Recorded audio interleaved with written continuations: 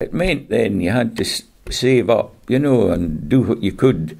I used to do a bit in the winter sometimes when the salmon fishing stopped at the rabbits. I had Clochron and Glenaris and Cranach, and made a lot of money at that. Really? Oh, aye, that was a great thing. The meat and pelts. The meat and the pelts. Oh, you sold the rabbits just as they were. You gutted them and paired them up, put them in a bag and sent them off to Glasgow. Okay. But I had, was it 25, 30 dozen snares, and you put them out on a Monday, shifted half of them on the Tuesday and went on that up to the end of the week.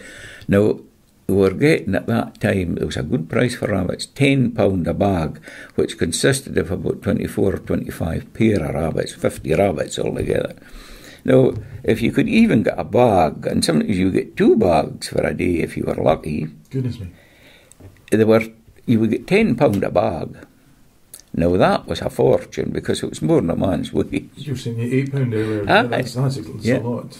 So with that and all the other, when I was working at a salmon, I would only be just taking what I would be giving my mother at home, and we left the rest, and I got it in a lump sum. So I saved all that money, and at the end of the day, it was up near £2,000 I had, which was a lot of money. That's impressive. Yeah. And that was how I managed to buy that first boat. I bought her.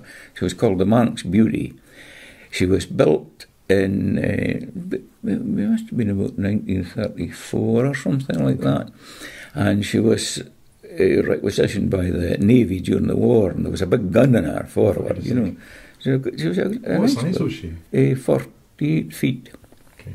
So I got that. It was in November, what would that be, 64, I think it was.